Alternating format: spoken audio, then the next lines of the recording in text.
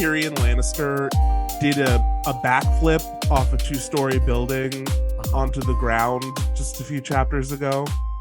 Do you remember how Tyrion Lannister was just in the 1998 Summer Olympics, and like he didn't medal, which was like really unfortunate, but it was because of the politics of everything. Because he's a world-renowned gymnast. Do you remember? Yeah, three-time silver medalist, a one-time gold medalist. But don't you worry, he has to take the elevator up because the wall because his legs. Because he don't walk so good. But you know what he do? He do backflip. But he don't walk so good. Never forget. Never forget Spider-Man Tyrion Lannister. Never forget Peter Tyrion Parker. Like. Anyway, welcome to A Song of Spice and Rhani, a Game of Thrones, a Song of Ice and Fire podcast for the girls, the gays, the theys, and the well-behaved straights. I am your host, Rhani. And I'm your host, Spicer. And every single week, as you will have noticed if you've been here with us, I will be going through, not apparently just me, not we. We will be going... Fuck my drag. Like, why am I here? Fuck your drag. Fuck my drag. You are set dressing. You are set dressing for me and nothing else. I prefer it when you don't speak. Every single week, we will go over 3 chapters from the A Song of Ice and Fire book series, breaking down what happens, the lore, theories, and our favorite goddamn deaths. Do you love death, Spicer? I love death. Death and me, we're besties. I long for her every day. I say, when you come in, and she says, soon. Just eat that other cheeseburger, baby. I'll be there. Don't you worry. Wow. Such braverism. That was great. Sorry, I watched Wicked the other day. Who is the Galinda of us? Wait, no, we've talked about this before. You're Alphaba. I'm Glinda. That's what it is. Yeah. Rich kid with your silver spoon looking at me going, who's the Glinda? You're the fucking Glinda, you fucking entitled piece of shit. And you're Alphaba because you've discovered powers that you never knew that you had before, and those powers being TikTok. TikTok. Content creation. Your videos going, I'm a commander.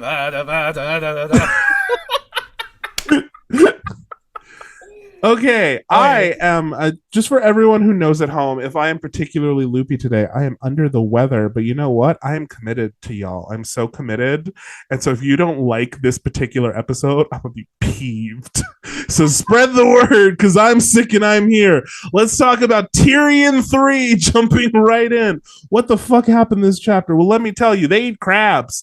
Georgie loves crabs. Tyrion loves crabs. So Tyrion Lannister is still at the fucking wall for reasons. And he has a late dinner with all of the Lord Commander and then all the high-ranking people. He makes fun of Alistair Thorne, who doesn't appreciate it. He talks to Jeor Mormont, who's like, hey, our ancient order is on the verge of death, just as the cataclysmic winter is coming. Please help us, send word to the king. You know, the guy who's supposed to do shit but doesn't. And then after that, Tyrion goes up to the top of the wall because he's like, I have a feeling I should go to the top of the wall because, I don't know, feelings. And so he goes up there, he starts walking around, and who does he meet? Of course, meet cute Jon Snow with Ghost. It's so sweet. They have one final chat together, and it's nice. It's real nice. Jon asks Tyrion to help Bran as Tyrion heads down because he's going to pass through Winterfell on his way to King's Landing. Jon's like, please help him. And then, hey, they shake hands at the end because they've become friends. Ain't that goddamn wholesome? It's I now want one of the reviews of Game of Thrones to be Rhani Alum. It's nice. It's nice. It's nice. When it's nice, we got to appreciate it because a lot of the time it's not. It's not nice. We rarely get wholesome George. We love when wholesome George comes. He's given us our hallmark realness. He's given us our maybe it was the friends we made along the way. Absolutely. But anyway, Spicer, what'd you think of Tyrion III? What were your feelings? I'm Um, fine. you're doing great, baby. You're doing great, baby. Oh my god. Ronnie, before we started, looked and said, I'm gonna show you what a performer is. How dare you? How dare you out me? This is me. This is the real me. I'm This is the totally fine. I'm totally fine. I don't feel like death. Anyway, talk Spicer. What do you think? George with the food again. Where's I the love food? George with the food. George with the goddamn food. My favorite though, and this is just my brain rot. The first thing I think of is they're eating the claws, and because they just are described as big meaty claws, I immediately go to SpongeBob. Big meaty claws. That's my brain rot. Um, Yeah. no, but Yeah. I also just this chapter once again Tyrion with the little zingers of just his Mhm. little like train of thought of like when he like I love how he just owns Alistar like in front of everybody like every like Mhm. spanks this man's little ass in front of everyone. And I love the line he walks away with a dagger up like he had a dagger up his butt. I wrote the line down in full. Alistair Thorne walked from the room so stiffly it looked as though he had a dagger up his ass. That is the text. Well done, George. I love it. I God above. Oh, no, It's it's really good. and then we get Aemon Targaryen. Yes, Aemon. I love Aemon. I love his entrance is so fun because it's just giving like Tyrion like the best compliment he's probably ever gotten in his entire life. I wrote it down where he's talking about Tyrion and he's like, a giant has come among us at the end of the world. I'm like, damn, Aemon, just dropping dropping the bars there, sir. He is he's gonna collab with Kendrick soon. It's gonna be great. God It's gonna be intense. Y'all ain't ready. Y'all ain't ready. damn. But no, I also which I kind of wanted to chat about something I sort of wrote down that I think is interesting, and I think Aemon sort of Okay. is introducing this is because Aemon is blind, right, or like mostly blind, probably Yeah. would be described as legally blind nowadays. Mhm. I think it's so interesting the way that George talks about disability in this series, and it's interesting because it's like if you sort of like look at the ways that like disability is portrayed in literature and media throughout history, like in sort of like Shakespeare, sort of like pre-Victorian times, especially like with Shakespeare, which George does kind of allude to in House of the Dragon with our Richard III stand-in, but you know, accepting that, in sort of like pre-Victorian literature, like we always sort of like portray disability as like a manifestation of someone's like ugliness or evilness or something, right? Like, ooh, they're, Mhm. you know, the gods cursed them or cursed their parents, and Yeah. so this is a manifestation of their evil. You know, Richard III being like the best example, which is also just Mhm. Tudor propaganda. He was not disabled, but like, and then like when you get to Victorian times, it sort of changes to sort of like, oh, the poor wretch, right? Like Mhm. it becomes this like, oh, they're this, it's the Tiny Tim of it all, of like, oh, they're so pure that like Mhm. they must be protected, they are small being which must be protected, right? Like they're the lesser of these, because it's sort of the beginning of socialism in the original sense of the word, not like the Marxist sense of the word, of, you know, like the socialists, the people sort of advocating for the lesser than. And so then in literature it was reflected with like, oh, these pure souls who need to be taken care of. And then like in modern media it starts going a lot of different directions, because like we understand more about disability, right? And we understand it's not just, you know, the gods or whatever, or God, it's Mhm. genetics, or, you know, a horrible accident that happens. And there's like a really good book by Joseph Strauss called Broken Beauty. And Joseph Strauss is like a music theorist, but he has like a son with autism, and he wrote this whole book on like media and literature and like how disability like is portrayed in it. And he sort of like breaks it all down into categories. It's really fascinating. But like kind of the common thread is like always is, even in modern media, like, oh, you know, it's sort of like a tragedy of like their disability is a tragedy, that like, oh no, they're so, you know, amazing in all in you know, in this like one specific thing, but like, oh, they're cursed with this, right? It's the Cyrano de Mhm. Bergerac of it all, right? Like, you know, he is Mhm. so brilliant in everything, but he just has a giant nose. And Mhm. I think what is so interesting with the way that George in this series, House of the Dragon's different, but like in this series, we have like characters who just happen to have disabilities, right? And it still impacts them, right? Like it's a big part of Tyrion's character, right? And as we see in this chapter, like it affects the way that he interacts with the world, it affects the way that he perceives the world. He has to adjust himself constantly, but it's not like this tragedy. Like the tragedy is the way that the world treats him, right? It's not. Yeah. It's not. Oh, if only I, right, were this. Right.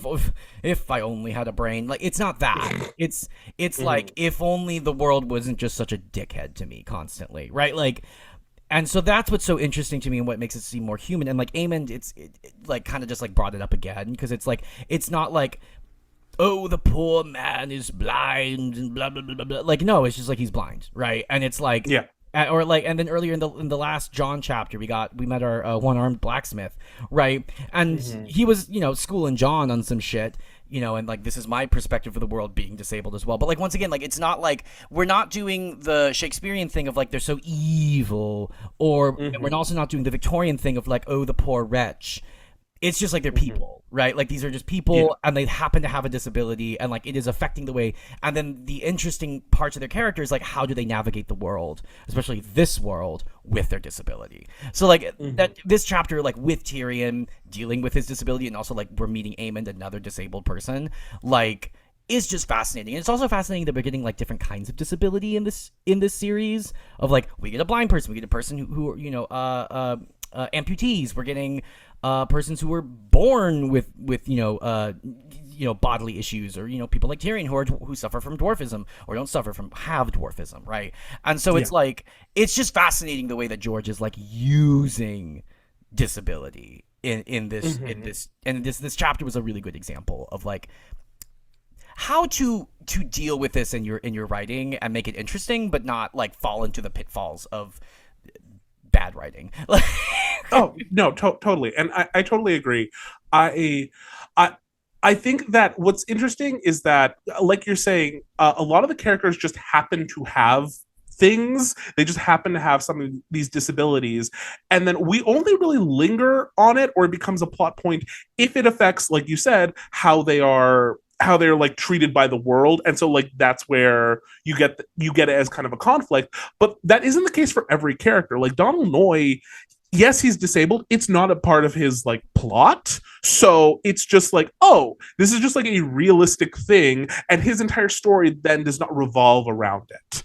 And then like similar with like Maester Aemon, it's like coloring. It creates a more three-dimensional character, more realistic depiction of, you know, an older person, a person of that great age in the society. But his storyline does not revolve around it, because like the world doesn't have an issue with it. So Tyrion, it is a more present thing because like the world treats him different, and I like that there's variation in that. The fact that not, because I feel like that's kind of the pitfall today is like anytime you add like a disabled character into a story, it's just to teach a lesson. Yeah. And like, no, disabled people just exist, and that's okay.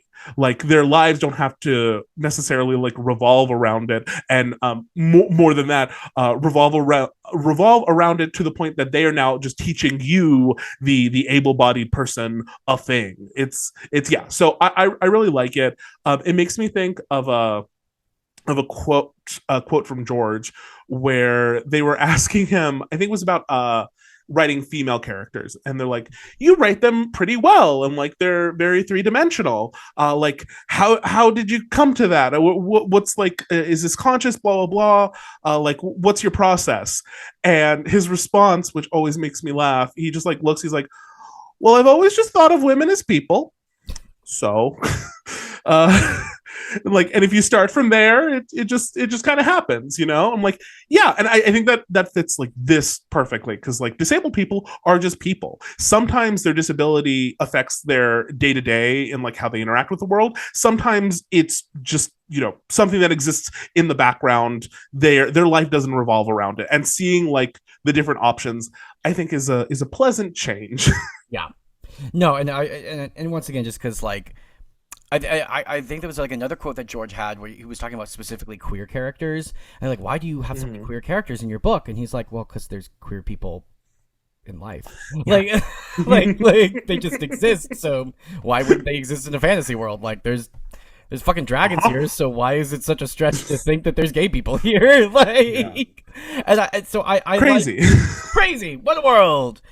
And so it's just yeah. This chapter I think was like a good example of like how do you sort of because like that's always like the thing that I think because I think one of the other things that sort of that I hear a lot of writers who maybe come from more privileged intersectionalities say is like, well, I don't want to like be accused of trying to like tell a story that's not mine or something, or like being inauthentic or something, and falling into that pitfall of like making this character all about that. So like, I'll just cut him. I'm like, okay, so the answer is you're just not going to have this type of person in your story at all, and you're only going to tell characters that you immediately relate with. That's Mm-hmm. weird and dumb and Mm-hmm. doesn't make for a very interesting story, because like what do we like in stories? Diverse cast of characters, like, and so it's Mm-hmm. and right, and so it's just like, I don't know, maybe just be a good writer. Yeah, and maybe like do your due diligence and think a little bit. I understand that there's obviously going to be like a bit of hesitation if you are trying to write something from a perspective that you know very little about, but then that's your job. Like, okay, go figure out like, okay, how, for the sake of realism, so that I can include like, more than just my type of person, why don't I like go out, read some books that include characters like that, learn about the world and stuff. It's not that hard, to like figure out like what, and even with like the disabilities, like just figuring out like, okay, what does this entail, like how does it manifest, can read can about like some of those people. Sorry. can they do a backflip onto a wall or not? Can they do a backflip into the Can wall? they You know do what? a No one's perfect. No one is no, perfect. no one, no, including That George. is Including George. including George. George again. We have given him his flowers for all of these strides. We cannot and shan't forget you had Tyrion do a backflip. Tyrion Peter Tyrion Parker, and his backflips. Also, just the one line. Moving along, the one-liners again are so great, because I love that like Yeah. when Lord Mormont's like, they see White Walkers on beyond the wall, and the fisher folk, and then Tyrion's like, the fisher folk of Lannisport see mermaids. And then I said, but could it be Varys? Obviously. Obviously. What are you talking about? Those are his little birds. They're not little birds. They're little fish. He's got mermaids everywhere. Ah. That's how he knows everything, because he has them swim. He has them swim up into the rivers, into all over the land. But yeah, no. Varys is a mermaid. Confirmed. Confirmed.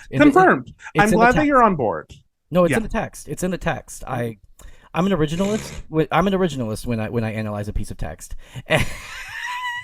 Oof. Oof. Ooh, I had a reaction. I had a visceral reaction to that. Yucky boy. Gross. Oh my The god. Constitution was written 200 some years ago. Blah blah blah. Go eat a dick. Oh my god. But also in addition to our theory that Varys is a mermaid, I would like to add another theory. Okay. Lord Mormont is a pirate. Okay. Because he's like drinking his mead, and he's got like a little talking bird that sits on his shoulder, and he's like, arg, arg. Okay. I'm from Bear Island, arg.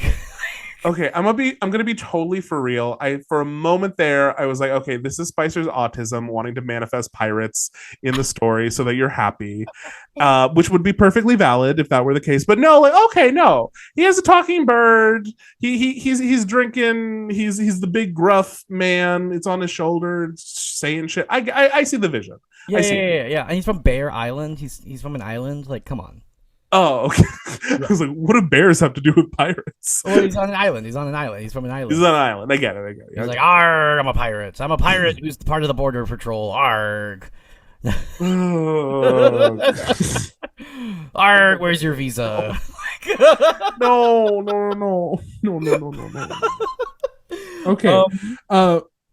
But I also my last sort of big thing I wrote was, aw, Tyrion and Jon, friendship.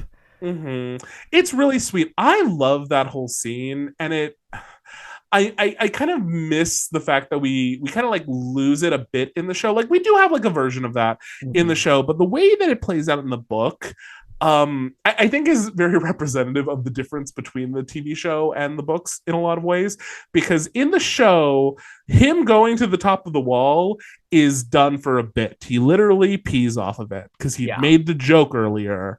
Um, which he still does in the book. He makes the joke like to Cersei and Jamie and Marcella and Tommen that he wants to like pee off the top of the wall. Cool, cool, cool. But then the show like actually has him do it versus in the book, like him going to the top of the wall is like this awe-inspiring moment. He has the deep conversation with Jon, and I really in particular love which again just really illustrates like the tonal difference. How it says like while he's on the top of the wall looking down at the forest and all the ooky spooky stuff, like he almost believes that like, oh, there could be something out there. Just like being up here and seeing it, it feels like there's a reason that this is happening. And that's again like I got like little goosebumps when I read that again. I was like, that's like a big like awe-inspiring and like kind of terrifying moment that the show turned into a piss joke. Well, and it's also like it's just good planning and payoff because like earlier in the chapter, like Lord Mormont's like maybe Alistair's right. Maybe you just don't take our 1,000-year-old order very seriously, Tyrion. Like, Yeah. like, and because Tyrion keeps like making jokes about like, oh yeah, you gotta hold the Grumplins back and shit, and then like he like goes up on the wall and he's like, oh shit, like, Maybe they're not full of shit up here. uh, Weird. Okay. Awkward. yeah, maybe this wall serves a purpose because I don't want to go in those woods. Like, Nope. Do not. And then also just while they're up there, I love the moment with Jon. Again, it's I John is such a teenage boy, and like in this scene, it's fine. It's like a sweetness to him because the way that he like suddenly turns to Tyrion when Tyrion's like, "Oh, I'm heading down to Winterfell," and he's like, "Help Bran." And Tyrion's like, "What the fuck am I supposed to do?" Like he's lost the use of his legs. Like I can't fix that. He's like, "No, but you helped me, help him. Like you're the adult in the room who's really smart and helpful. Do something. That'd be great." And Tyrion's like, "Okay, I will." And it's just like that's like a sweet, I think, manifestation of like obviously this child's love for his family, but just a good like writing choice in that it shows like his maturity level and like the way he's thinking like, oh well, this man knew what to say to me when I was at my worst, so like hopefully he'll be able to help Bran. That's lovely. yeah, it's sort of like when you have that one teacher who's like really inspirational, like when you're in school and you're like, Mr. So and so was the best. Mr. Tyrion was Yeah. the best. He gave us pep talks. He was weird. He stood on his desk. Oh, Captain, my Captain. Oh, Captain, my Captain, like he was the best teacher ever. Right, like it's giving that. And so it's like Yeah. and when you have that teacher, you're like, and it's especially like if you go to a high school that like then you have younger siblings that go to, you're like, oh, you got to take Mr. Tyrion's class. Mr. Tyrion's going to change your life. Right? Yep. It's a good little nod to sort of John's maturity level. No, I agree. And once again, just the age difference from the show, shocking. Like things are making a Yeah. lot more sense with these Right. characters Right. being dumb uh teenagers. Like they're all dumb teenagers. They're all dumb teenagers or middle-aged people in the middle of their midlife crisis. Like yeah. that is what is going on here. Like Trauma, yay. And don't worry, the trauma train is gonna keep on chugging. choo choo. George is at the front in like one of his in a stupid little train conductor hat. Like, Doing his dorky little laugh. I'm like, have you heard him laugh? yes. It is the dorkiest little thing. It makes me laugh so hard. Every time I listen to him try to describe sex, I hear that little Ew, no. Oh god. But that's all I had for this chapter. It was like good, sweet to the point. No, I liked it. And I mean, after the chapters that we got last week of the the James Bond plot from last Oh week's god. episode that we had to trudge through. George was like, "I shall give you a reprieve of a nice friendship chapter, a nice Yes. feel good Dead Poet Society moment. Oh, okay, great. Well, in that case, we will go on a break and we will be right back.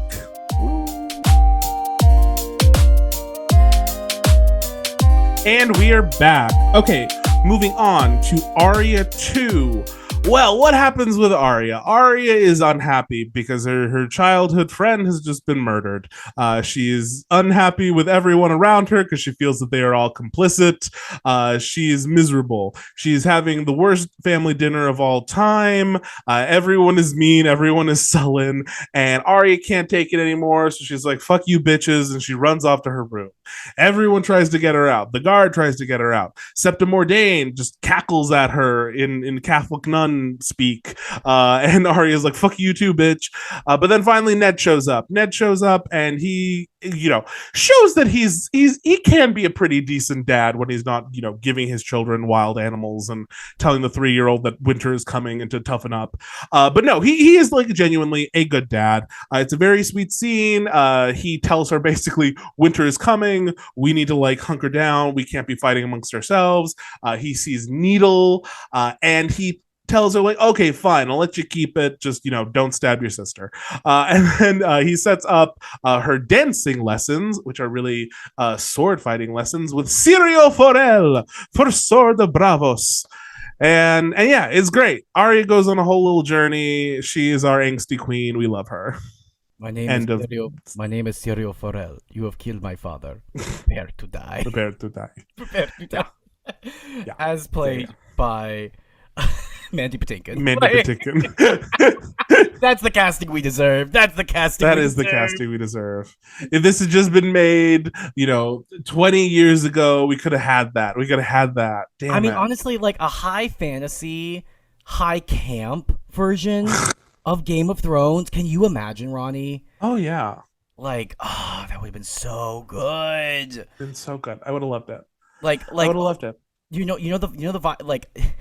Willow, George Lucas. Yeah.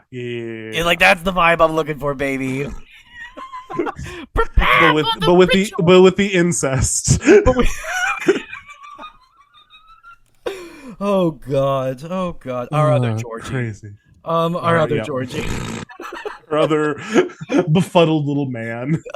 The dark mirror version of George R.R. Martin. Actually, I don't know which is which. If we're being totally honest. No. Because George Lucas is definitely the Dark Mirror version of George R.R. Martin. Because George R.R. Martin is like, I'm gonna take my time. I'm gonna write this when it's ready. I'm not gonna sell out. Like I'm gonna do whatever I can. And then George Lucas is like, what if I crapped out? Like a ton of shit. And what if I just gave away all creative liberties? Hey, you know what? How dare you? In the year of our Lord, 2025, Star Wars Episode 1, The Phantom Menace, has become suddenly very prescient in our society. I was about to say, no, he was a man ahead of his time. He knew what he was. The head of his time. Who cares about trade agreements? Who cares? When is that going to become interesting or pertinent to society? God damn. Well, who cares about the role of a strong federal government versus localized autonomy? Who cares about that? That's not relevant to personal freedoms and autonomy that might be ripped away from people. No. Our other deep Ronnie Spicer lore is we do stand the prequel trilogy. We do. Oh yeah, we love that camp, that high camp. Is it campy? Absolutely. Is it ridiculous and nonsensical times? Of course. Does that make it bad? Also, yes. Does that mean we don't enjoy it? No, we love that. No, we love it. From my perspective, the Jedi are also evil. I don't like sand. It's so coarse and rough. It gets everywhere. Not like you. What do you mean she doesn't get everywhere? Okay. We can't. We're getting sidetracked.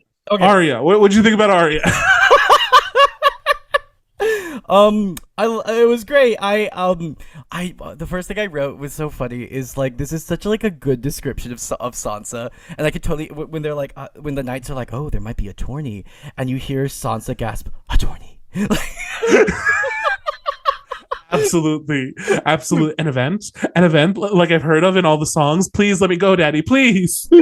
just like it's like when you know, like the meme with the raccoon, with the baby raccoon that like looks shocked and it goes small gasp trash, like that's Sansa, small gasp Yeah, attorney. Like, yeah, yeah, yeah, yeah, oh god.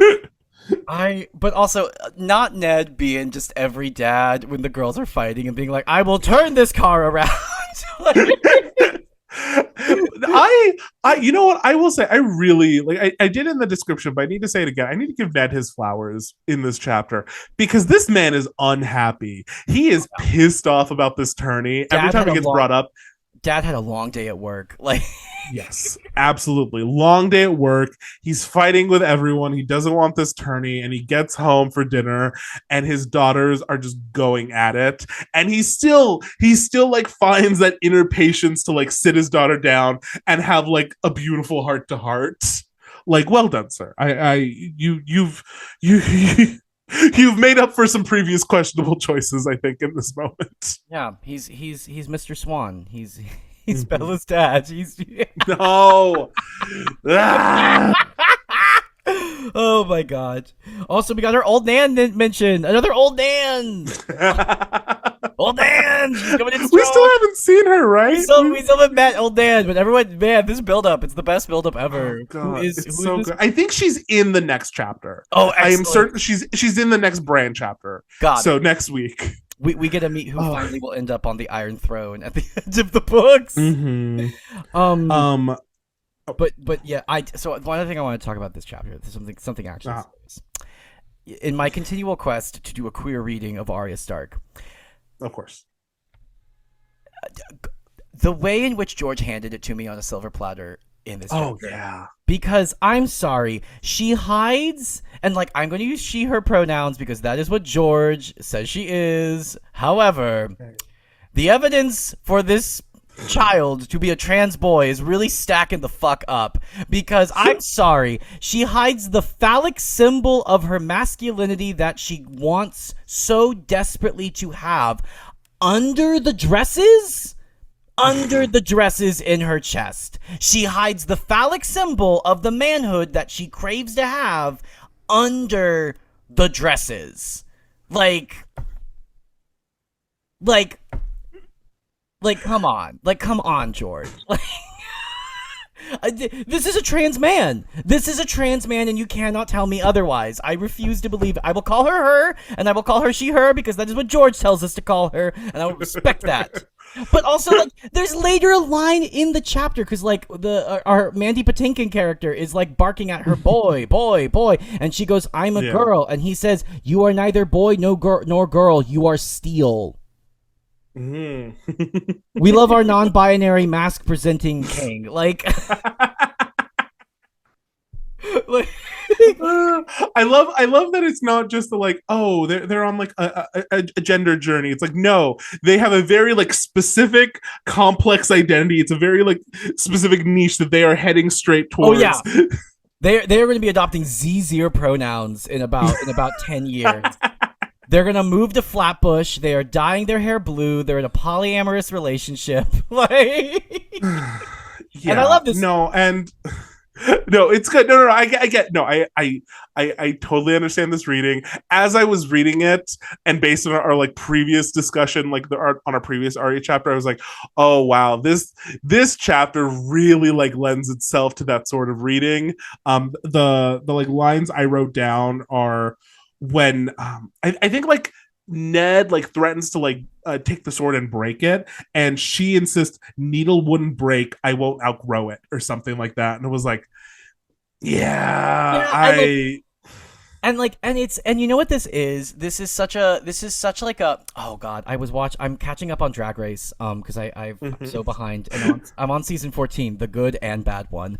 The highs are highs and the lows are low.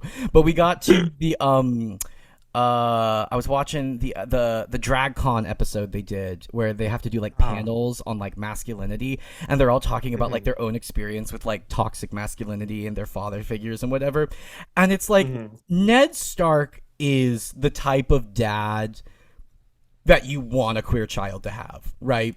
Oh yeah. Like he might not totally understand everything, right? Like he's not going to get all the lingo. He's not going to get like the the nuances, but like he understands like he's going to be like, I don't get it, but it like makes my child happy and like it and I see them and I just want my child to be happy.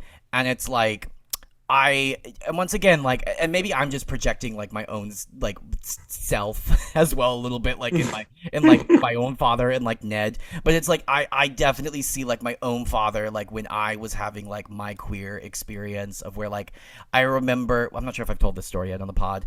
My dad had to rescue me from a mental institution. Long story, won't get into that. And it's when I came out. And Don't go to a religious school. They aren't great for the no, gays. no, no. A religious school that has a very fundamentalist view on sexuality, and when you happen to come out, they might, I don't know, throw you in a mental institution. That's Yeah. fine. But like, he like came to rescue me, and like, I remember like, like my dad like. The one thing I remember is like we were driving back and it was like in Idaho and it was like pure snow and like it was like a brand new like crisp day, like snow had just fallen. I was like looking out the window and my dad like was quiet the whole time and then he finally like spoke up and said, "Spicer, I don't care what you are, I just want you to be alive." Like, Mm. and that was just like a like right like like that was when the tears finally came out. And it's like Yeah. and then like I remember another thing that he said like a couple months later because like I had to go back and live with my parents for a little bit. And like I remember like I kept like asking him, like I did the thing that like all the queer kids did of like, well, what if I have a boyfriend and what if I bring them home and like blah blah blah blah blah blah blah. And he goes, "Spicer, I need time." Like he wasn't. Mhm. He didn't say I'm not okay with this. He didn't say stop talking. He said I need time, and he said you gotta let me catch up, right? And it's Mhm. like I feel like Ned is very much a similar way of like he doesn't get it necessarily, but he's like but he gets it, right? Like he doesn't Yeah. fully understand this very nuanced specific path that Arya is going down in this gender journey, right? But like he's like, you know what, this is gonna make my kid happy. I want them to be happy. I don't want them to be miserable. Let's try and make this work, right? And Mhm. it's like, and he Yeah. even kind of recognizes like, because there's also this beautiful moment where he sort of says like, oh, was it Elena that he said she looked like? Oh, Liana, Liana. Liana, pardon me. He's like, "Oh, you look so much like Liana," and then there's this beautiful line where she's like, "But she's beautiful," and he goes, "Yes." Right, and like that's Mhm. such a beautiful moment. He's like, "Oh, she had the blood of the wolf in her too, and like she was kind of a wild one." And he was like, if her Mhm. father let her carry a sword, she probably would. Like, and it's it's just such a beautiful like moment of just like I said, this is the type of parent that like queer kids should have. And so like Yeah. Ned Stark, ally. Like, say hi, ally, ally. Like, Sorry, I hadn't thought about them. I hadn't thought about that video in a while. No, I completely agree. I will say I maybe am not doing as extensive of a queer reading of the text, but I do think that like there is it is so George writes so clearly, like the way that she's so uncomfortable with the society's view of gender, and specifically like her gender, that she's been assigned, and the ways in which she is like trying to break out of that, whether or not like I think George even intended it like with that thought in mind, but it just like rings so true and accurate to like that experience, at least as it's been communicated to me by friends and media, etc. So it's again just wild that this is like from 1996, and the way that like the understanding of gender and the way that it is like this construct that has been put on her and how she just like does not fit within it, and she even like screams at one point like I don't want to be a lady when look at Teddy's yeah, I giving know it I to us know on a I know silver platter. I know. I will say, I don't. Again, in my personal reading, I don't know if I'm like fully, fully to the point of like, oh, where she like literally, wants to be a man or whatever. But like, I think it's very much like I reject the binary as it has been set. Yes. And I like I am fully there with that. I'm trying to see if there was anything else And like about to be that. And to be clear, like Yeah. I am not literally saying I'm joking. Like Yeah. like I'm not Yeah. saying I know. I know. Arya Stark is trans, but like I don't know, she's No, no, not no. not. No. And to be clear, I think like reading this text with a queer reading, like it is. It isn't hard to do at Yeah, all. yeah, Like all the elements are there, and like this is why you can do like different.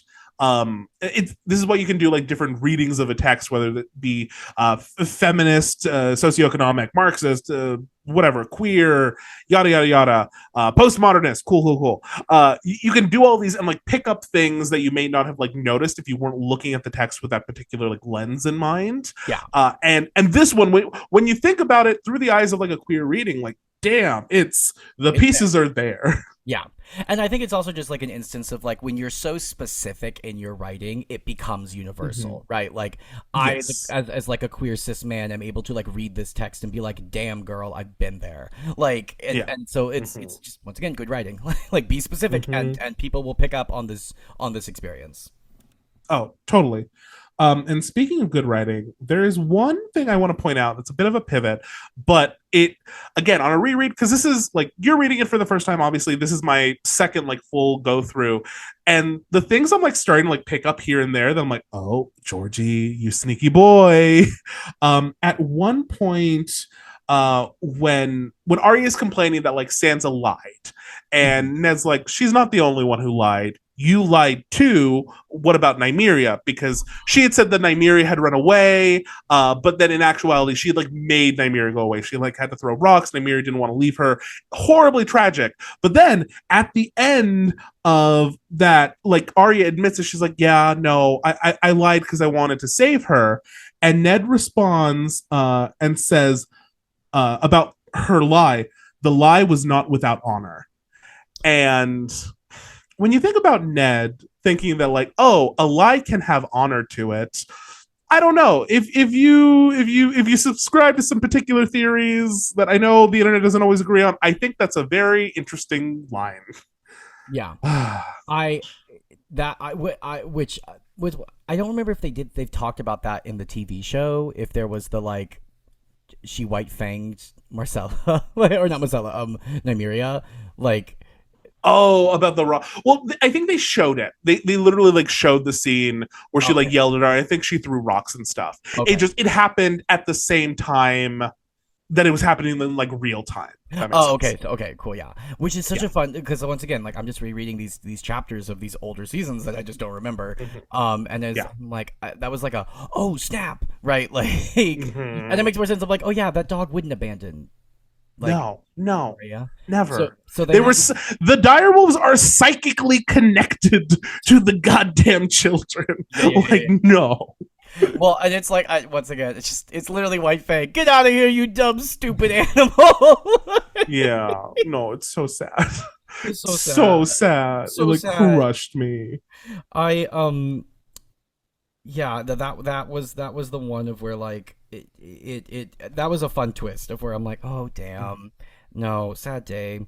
I also like backing up a little bit. My other thing is like I love how ready Arya was to cut a bitch up with Septa Mordain. Like she was about Mm-hmm. ready to kill that bitch. Like Oh yeah, yeah. No, pulling out Needle and Septa Mordain at the door. I wrote down the line because it's so good, and I know the Septas are just nuns. It's just so nun coded. The "you will rue this insolent behavior, young lady." Like, damn, that is a nun. That and is a once it and nun. once I am back in Catholic school. and like once Ugh. again, my queer reading, you have the symbol of your masculinity, but you're hiding it behind a door as a nun is yelling at you that you will rue this insolence. Like come on. Like, Yeah, no, I am there. I'm there. I'm sure there's gonna be like one listener who's really annoyed by all this, but I'm like, read it. It's there. I don't know what to tell y'all. it's a nun yelling at a girl that she's not being ladylike enough while she's hiding behind the door with a sword. Like, come on. Yeah, yeah. Like if Oh I pitched god. this nowadays, they'd be like, it's a little too on the nose, Spicer. Yeah. Can you tone it down just a little bit? I feel like we're being told, you know? Yeah. Um Yeah, no, but that was I really enjoyed this chapter. This was a Hmm. good Arya chapter. Once we get our like once again we had such heavy chapters earlier, so it was nice to get Yeah. two kind of sweet chapters that Hmm. we get a little character development and growth and just some feel good chapters. Yeah. Love that. And she goes on like a lovely, like she has like a lovely little arc within this, because she like starts off like in her depression, in her like frustration with what's being put on her, and then we grow to the point where like she is able to talk to her father is able to kind of like be honest with her, Mhm. which helps, him saying like, hey, you know, the summer is for squabbling, winter is when we have to hunker down together, and winter's coming, so it's time for us to like deal. And then because like she has shown that maturity, like then she gets to have her sword lessons, her dancing instructor, which is just like lovely, you know. You know, and it's also nice because like there's the line of like she apologized to Septa Mordain, and Septa's like, Mm-hmm. "What's going on?" Like, and it's which Like, I like don't could trust this. I don't trust this at all. Which is also like I think a lovely like if we're doing our queer reading still, it's like I think she's like learning to mask. Like Uh-huh. she's learning to be like okay, like who do I show my true self to? Like who do I, you Yeah. know, when are the moments of when I can sort of you know be myself, and when do I need to hide myself for my own protection, right? Which Yeah. is an interesting commentary, and I will be interested to see where it goes. Yeah. Oh boy. Okay. Well, that's all I got. You good too? Yep, I'm good. Great. Okay. We will take a break and we will be right back.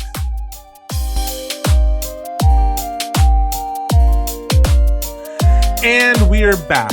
Okay, real quick, before I give the description for Daenerys 3, I do want to state that there will be some discussion of some heavy topics, including a the essay of a child, because Daenerys is still very much a child, regardless of her feelings on the situation. So I just want to like And preface that. George reminds us in the text in the final line of the chapter. Yes, yes, he does. Okay, so let's do a quick synopsis. So, this chapter, we see Daenerys over the span of several months, basically traveling across the Dothraki Sea with the Khalasar. She explains how she is struggling initially because riding a horse every day for hours upon hours hurts your body, and so yeah, it hurts her body. And then at night, her husband shows up and again does the essay. Following that, we learn that in the present, she's basically getting like more and more confident in her role. At one point, she wants to just like see the land a little bit, so she tells the Khalasar like, "Hold up for a second while I go a little ahead." And this turns into a scuffle with Viserys, who does not like being ordered around because he's a literal psychopath. But hey, everyone shows up and they back up Danny and they throw a whip around his neck and choke him the fuck out.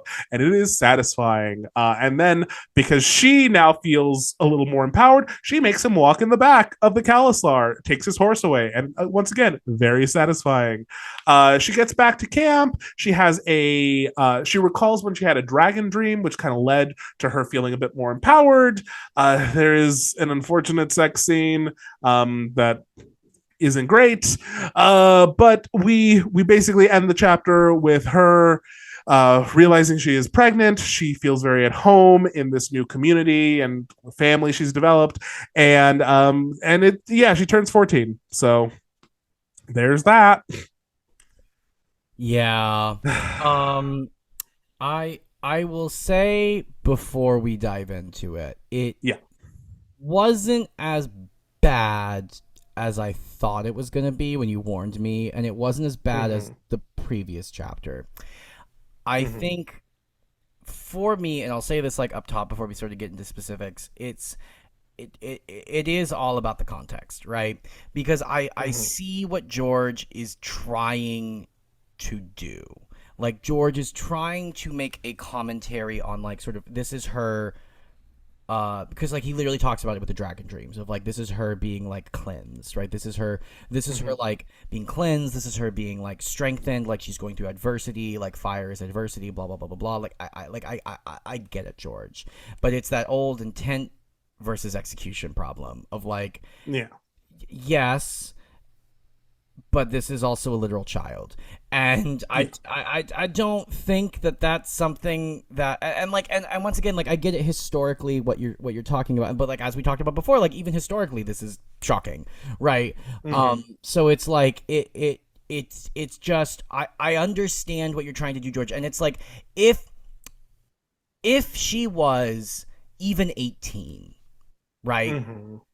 Or like 19, or like had just become like a woman or whatever, I think it'd be a little easier to deal with, because the lines of consent are blurred when it becomes an adult, because it's like, well, she technically did agree to the marriage, like, she didn't really have a choice, but like, she technically consented, she is married to this man, and like, that then becomes also a delicious sort of gray area of like, well, what is this? Is this her choosing? And then like, it would make more, and then that's why I think like the TV show read a bit easier, and I think like it was wise of them to sort of age her up, at least look wise, of like, even if they tell us like this is a 14-year-old girl, we're like, no, that is a 20-something-year-old woman. Like, that is not a 14-year-old girl. I know many 14-year-old girls. That is not one of them. And so like, it's a little easier for us, the audience, because there's this visual representation of like clearly a woman like doing this, and then it becomes this story, because like, this particular scene that happens is a lot easier in the TV show, because it's sort of like this empowering moment for Dany, of where she's like, I am going to make the best of this situation. Like, yes, this fucking sucks, but I am going to actually take control and take power here, right? I am going to try and make this work for me. And once again, like, that's like, as we've said before, this is like, women characters in this universe like are constantly negotiating, like, how do I make this situation work for me? And so like, that's another example in the TV show of where it kind of does it a little better, of where you sort of see that happening in real time. Whereas in the book, the problem is this is a 14-year-old girl, and it becomes, it's no longer gray of like, okay, well, she's a young woman, but she like agreed to this marriage, and she's like in the marriage now, and like, and then she sort of like takes control of it, like whatever, and she like, it's not that anymore. Like, it's just, this is a child bride, like who had no, because even if she agreed, the whole point about like why that's problematic is a child can't consent by definition, because they're a child, right? Like, their brains ain't done cooking yet. Like, they don't fully know about themselves yet, or about the world, or about other people, and like what their intentions are and stuff. So like, they don't know about these things yet. They're not done cooking yet. So like, at the end of the day, it's still problematic and still icky and hard to swallow. So it's like, if she literally was like 4 years older, it would be an entirely different reading. And it's like, that's like one of my only questions I think I would ask George at this point, is like, why did you make her 14? Like, what was the, and not even in a judgmental way, like, I just want to know, like, was he trying to make a commentary on the times? Was he trying to talk about, was it just like a timeline thing of like, well, this is when in my mind it would make sense for this all to happen? Like, it's just, I that's my like only, or is it just for the, like we talked about, for the shock values of it's the 90s, and for some reason this is like a thing that's popular right now in media and literature, where we're sort of like breaking these boundaries that probably shouldn't have been broken.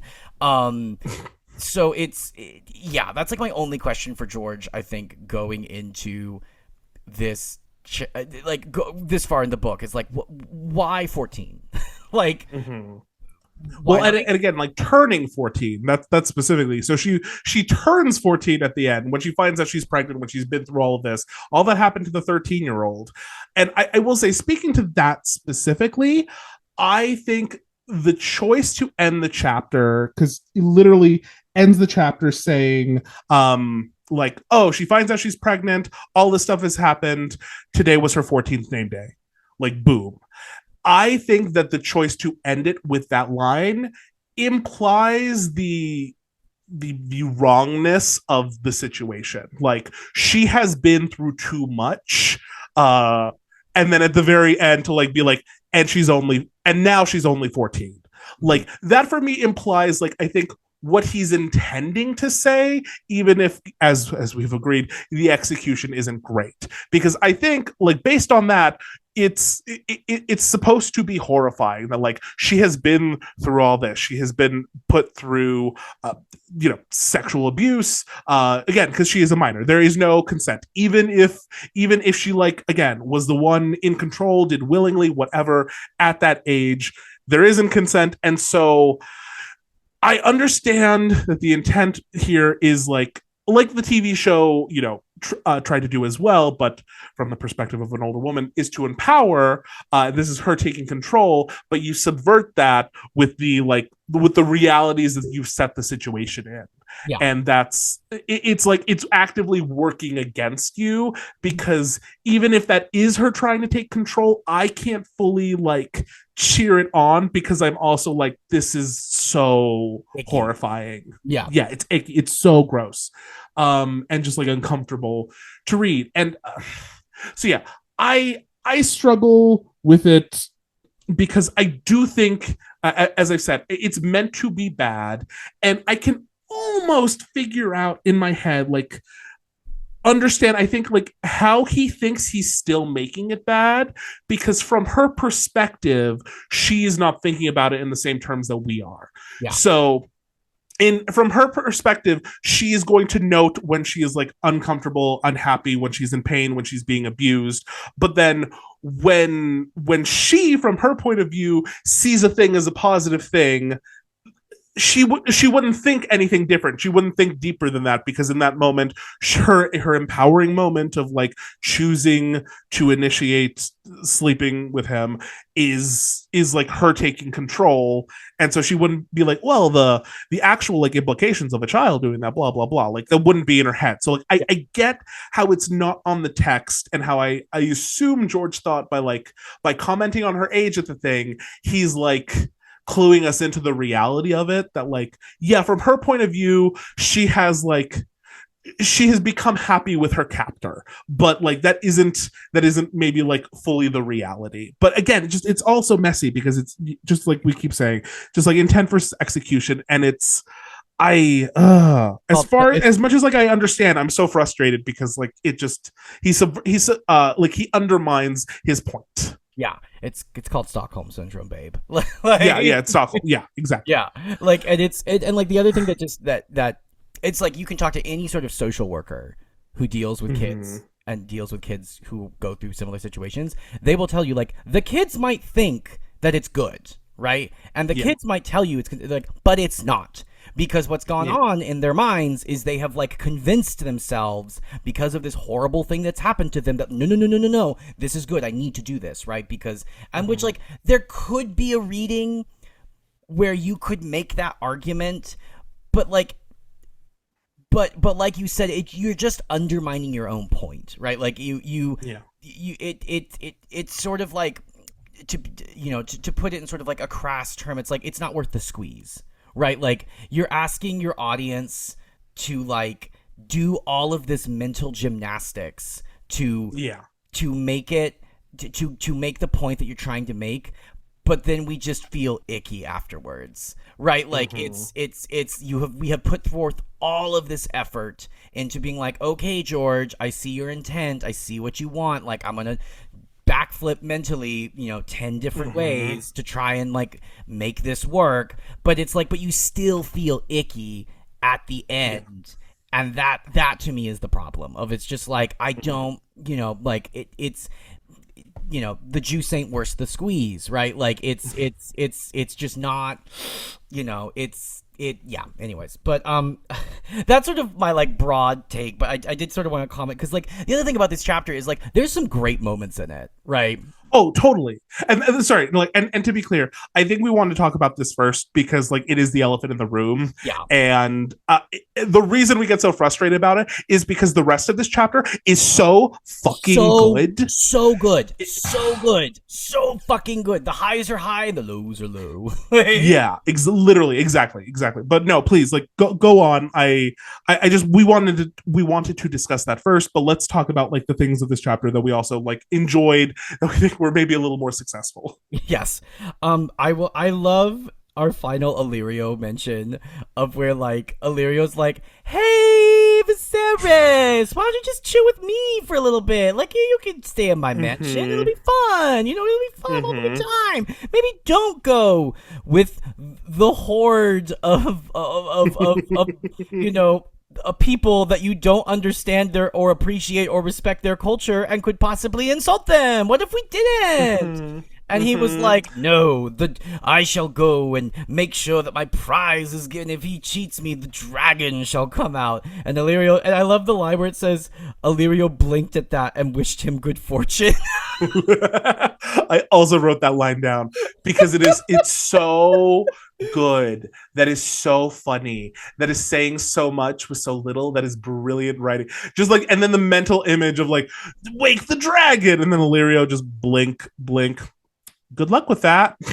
So Like, good, so fucking good. this dumb bitch. Like Illyrio is just constantly thinking, "This dumb bitch." Like, Mm-hmm.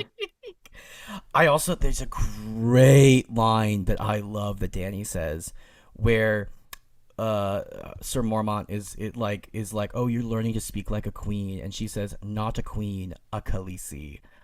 I Yes. Yeah, that is the empowerment we want, George. That is the Yes. empowerment we want. Mm-hmm. That is what we crave. That is the Danny. That's my queen. That's my Khaleesi. Mm-hmm. Like, oh No, gosh. absolutely. It's like this whole moment of just like of just I it's just such an empowering moment, and it's like I also was sort of thinking this in contrast to Cersei, Mm-hmm. because like there's sort of like a beautiful sort of like parallel image we're getting of like Cersei's, like, because like Cersei just had a big travel moment, and then Dany's having a big Mm-hmm. travel moment, and like Cersei's like riding in the wagon and like only stays in castles they pass, and like is like doesn't want to get out, and like what, and it's like it's this big insult when she has to like get out of the wagon because she doesn't fit through the gate of Winterfell, but like literally over cut to Dany getting riding side saddle, like Yeah. blisters on her thighs, blood, like because she's like, "No, I'm gonna do this properly." And then the other thing that I appreciate, and it's so like beautiful and subtle, and it's like a contrast to Viserys, who like does not want to understand this culture, like does not want to understand this Mm-hmm. culture. They're barbarians. I don't care. Cersei's like, "No, I am going to No, like." Danny. Yeah, oh, not Cersei. Danny. Yeah, goddamn it. Yeah, Dany is like, "I am going to like I am now part of this culture," right? I think there's like even like a line like, "This is her home now," which like Mm-hmm. and it's like there is this, it is such a beautiful contrast to everyone else, because like she even says, she's like, she just refers to the silver mare as the silver mare, 'cause she's like, "Well, they don't name their animals, so I'm not going Mm-hmm. to name my animal." Like, Mm-hmm. right? She is like, and it's just such an, once again, it's this woman like trying to navigate in this world.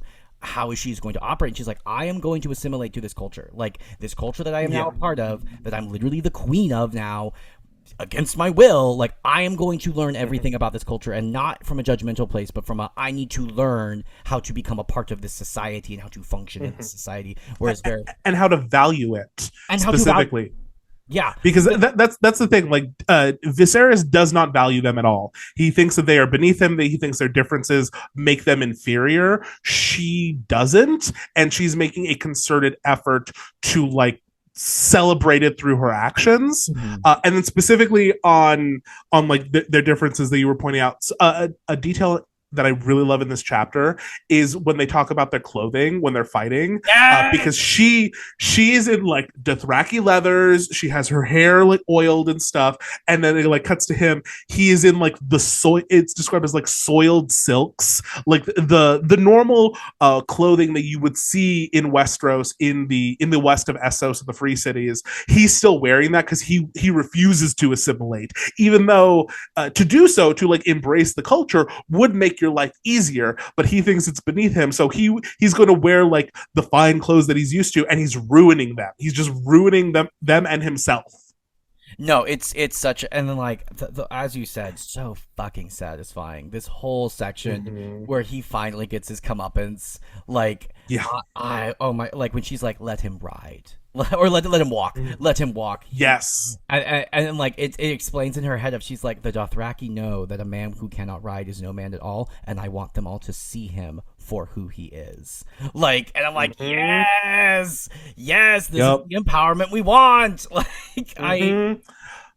like And then that scene continued is one of the few times that I will actually enjoy Jorah in this book series when yes. he's like giving her the business. He's like, hey, your worldview is limited and let me broaden it a little bit. When she's like, I'm confused because I just put my brother in his place and I've always been told that's a bad thing, but it doesn't feel like a bad thing. And like he's the rightful king and all this. And Jorah's like, he's a piece of shit. He's a snake. She's like, but the people. He's like, the people. they. Sorry, I wrote it down. Like the common people pray for rain, healthy children, and a summer that never ends. They don't care about the High Lords playing their Game of Thrones. Yeah. And the way that like that hits Dany, and she's like, that sounds correct. That feels correct. It's different from everything I've ever heard, but like I can't ignore that. This is the beginning of Dany's radicalization. Like this is the beginning Yes. of her ideology world shifting worldview because she has been fed this lie her entire life, and now Yeah. she's like, wait, what?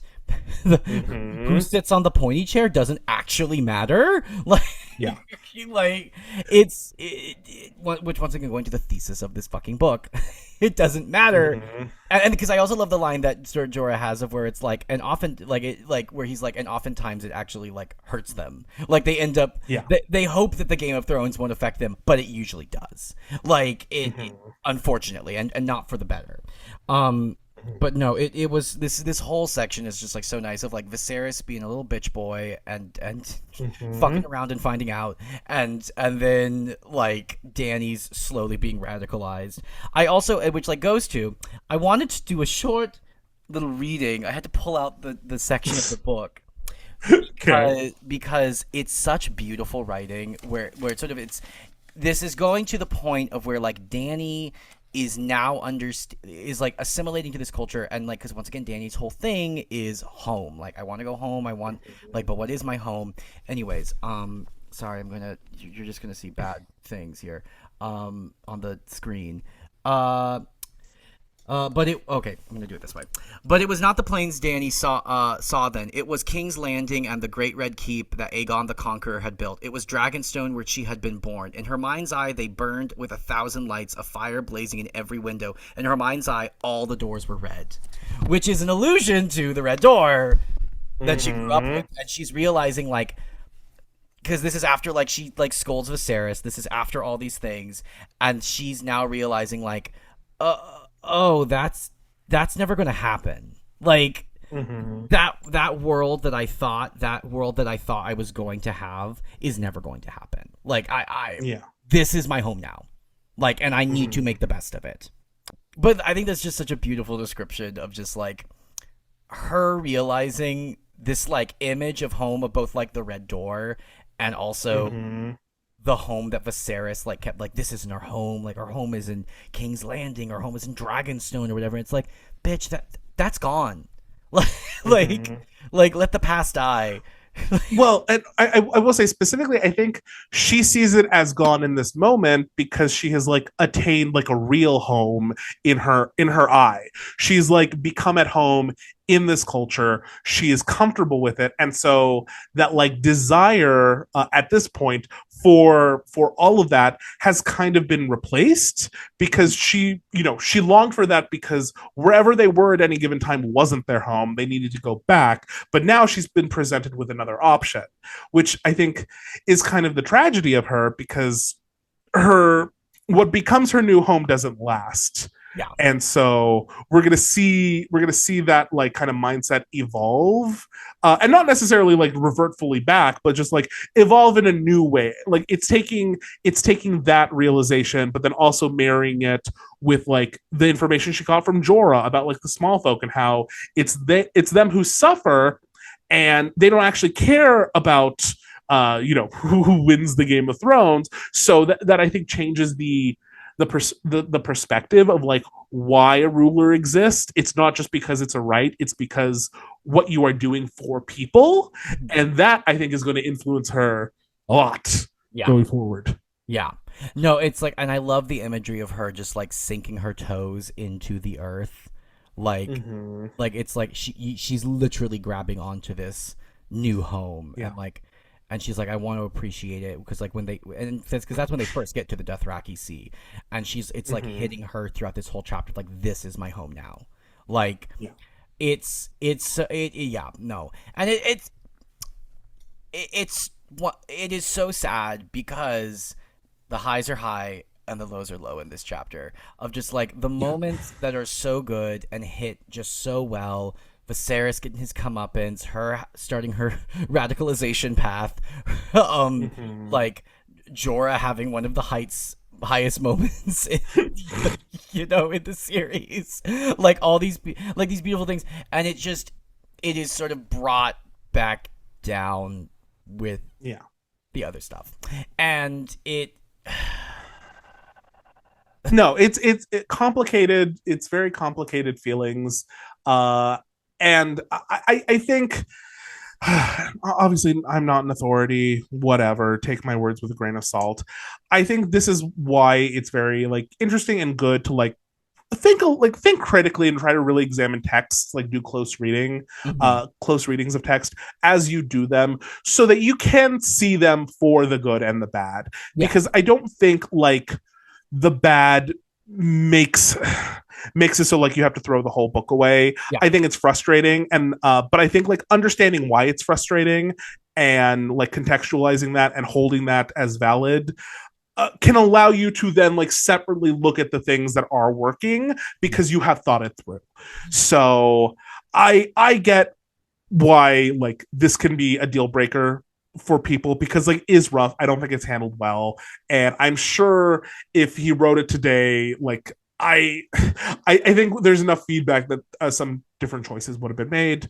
But anyway, I don't know. There are still things to appreciate, and I appreciate them. So And that's my I think that's a spiel. better. I think that's better than just simply saying like, well, it was a product of its time, and That yeah, yeah, I'm being like, oh, because both sides of the argument I think are like overly reductive. Like yes, the people who fully like try to defend it, be like, oh well, no, like you said, it's a product of the time, or oh, it's like this is just what happened back in the day, blah blah. Like all of that is wrong.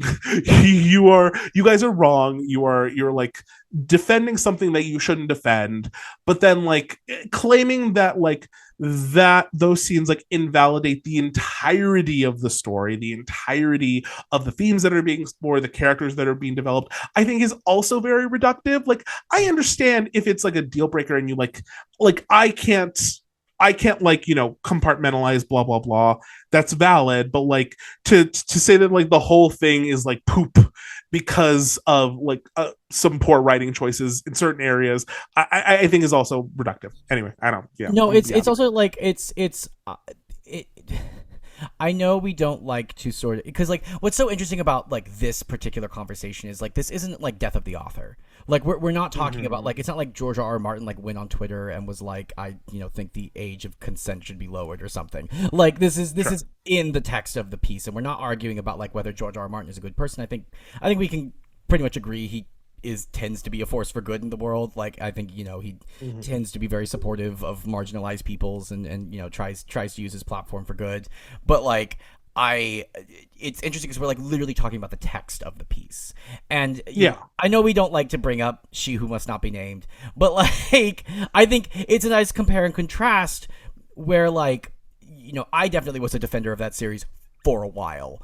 And then sort of like began to sort of see oh, this is just deeper than like problematic thing here and there in the text. Like it's bad writing. Mm-hmm. Like it's just not good writing. Like when you start to look at it as a whole piece and as and as you're looking at the whole beast as it were, and you're like, this just doesn't make sense, and like this is just bad writing, and like why didn't you workshop this more, and like this is right. And so the problem at it, when we have the conversations about like that text, it's it's not we're trying to invalidate the thing because there's bad things. It's like, no, the writing as a whole just does. The sum is not as good. The sum of the thing is not as good as its parts or whatever. Whereas like with this, like I do think the thing as a whole is good, but we can't ignore this other stuff. Yes. Like we because that Yes. that contributes to the whole piece. Like you can't just excise it and be like, we're just gonna ignore this part of the text and we're gonna take it's literature is not a smorgasbord. Like you can't just be like, Butchered that word. Butchered that wait, is it, how do you pronounce it? smorgas.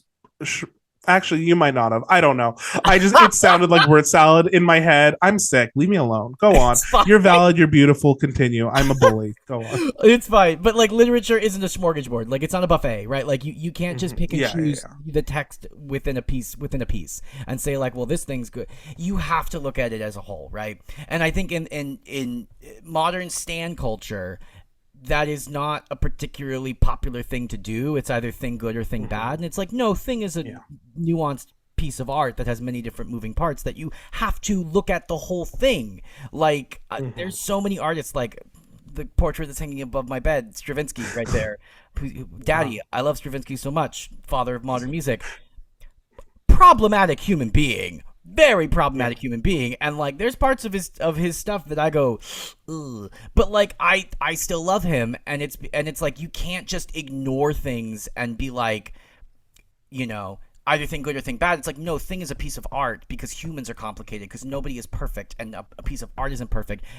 That means we have to look at it all together and see how it shakes out. Anyways, this is Spicer's soapbox hour. Thank you so much. All good. No, I agree. And I am very glad that we like discuss this in this way, because I think that there is like nuance to this discussion, and we can like talk about the messy parts, we can talk about the good parts, and everything is valid. But I think we're gonna move on to our final segments. First up, I want to say we had a question from the YouTube that I am bringing up right now very quickly. Okay, and this is technically addressed to me, but like it can be to the both of us. This is from NeilsMB Pro 7743, I think. A little question for Rhani.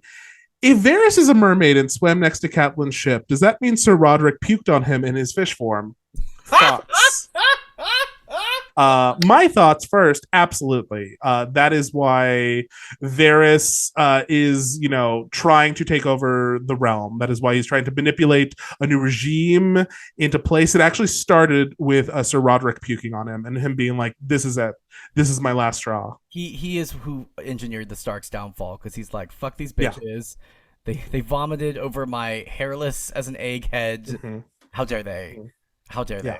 So, Sir Roderick was literally his 13th reason, and we are all suffering the consequences. Oh, so thank you for that.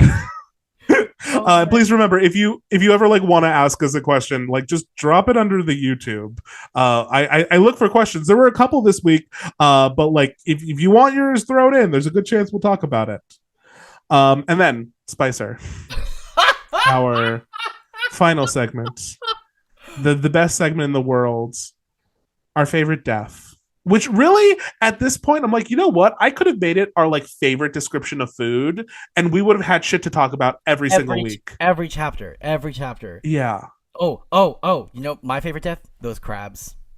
Those crabs. They died.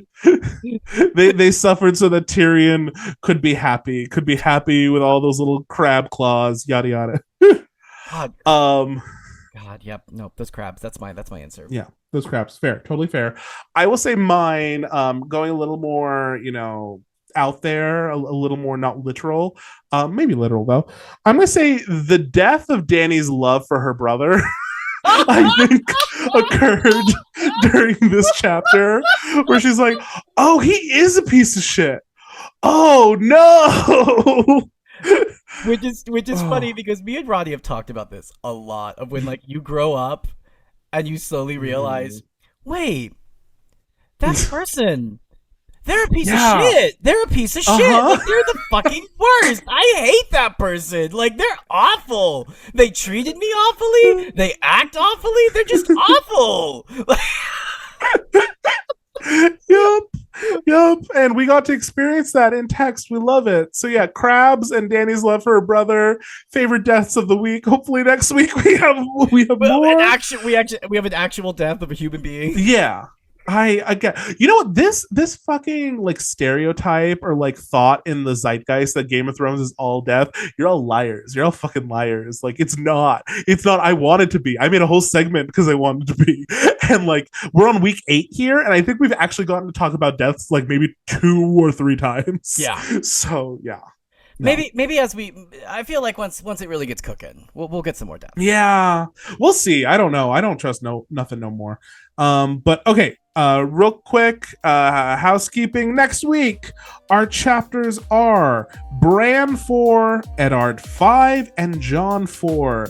Ooh, it's a sausage fest. So, so yeah, come if you want to read along, please do so. If you just want to listen to us yap, please do so as well.